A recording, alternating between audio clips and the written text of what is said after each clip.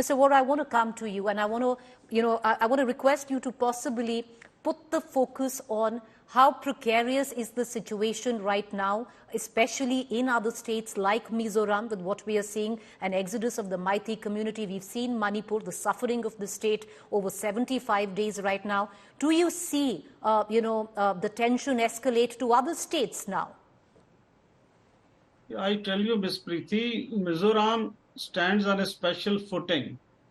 The people of Mizoram, the Mizos, they are ethnically almost the same group as the Cookies are. That is the reason. Actually, there is an international border with Myanmar also, and that border starts from Arunachal. It is with Manipur, it's with Nagaland also. So the point is that because these people are ethnically very close, that is why there's such a problem in Mizoram.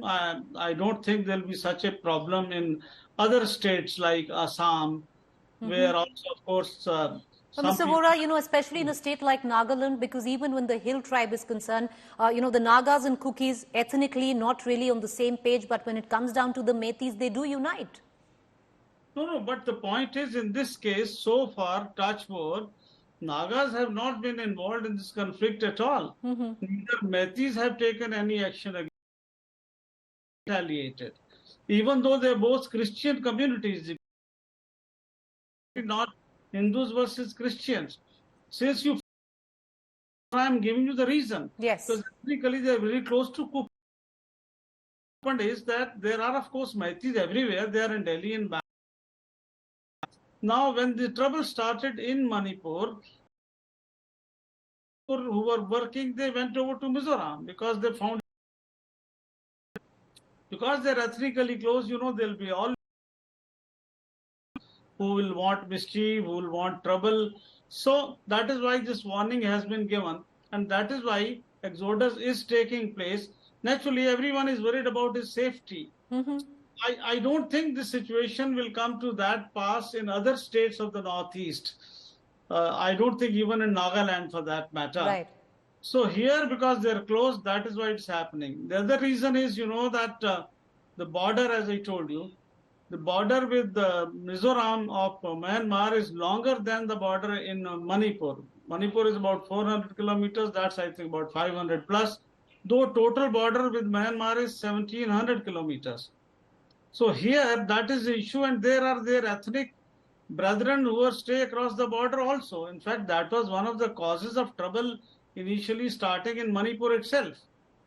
Right. Mr. Vohra, I'm going to come right back to you, and I want to also I want to bring in a third guest into this conversation, and I'm going to come right back and possibly, try from somebody who served in Manipur on what could be the way forward right now, because we're already in 80 days and counting, and nothing is quite stabilized on what could be the peace-building measures where these two communities are concerned. And does it really come down to the administration right now or the misgovernance by the incumbent government? But Suhas Chakma, I want to bring you in. You're the Director of Rights and Risks Analysis Group. But Mr. Chakma, do you agree with Mr. Vohra that it's going to be limited possibly to Manipur from where Mizoram is concerned, understandably, because, there is an ethnic connect between these two states where the Kuki community is concerned?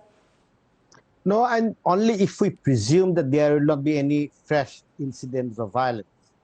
But if there are fresh incidents of violence, then obviously it will have direct impact in a state like Mizoram. What we are presuming at this point of time, that there has not been any incidents of, fresh riots or fresh incidents for the last 10 days or 15 days, there will not be any violence. So we have to take into consideration of the fact that at any point of time, violence can break out. It's not necessarily because of the failure of the state, but because people are living literally on the edges, and small incident may spark any kind of violence. Now the question is, how long can you keep the two communities separate? Because the ethnic cleansing of the Meiteis and ethnic cleansing of the Cookies from both sides have taken place.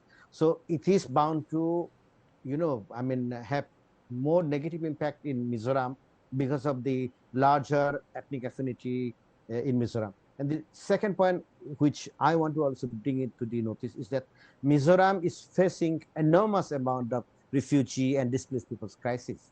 because Mizoram has received about 50,000 people from Myanmar who had been driven out by the junta. They have received from the Chittagong districts of Bangladesh. Now they have about 15,000 people from Manipur who are settled in Mizoram, and they don't want to go back.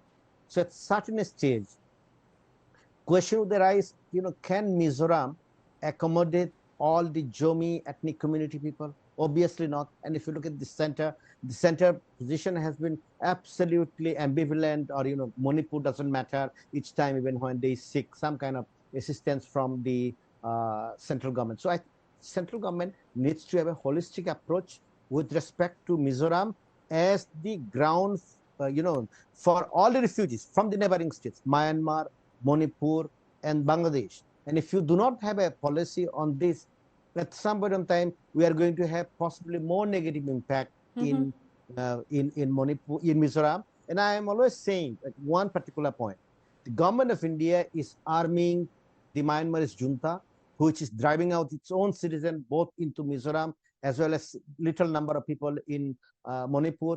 And this becomes the source of local tensions. So you cannot address these issues unless you have a holistic geopolitical approach vis-a-vis the Myanmar's government, as well as a regional approach with respect to the situation in Manipur. It is not only Manipur-centric.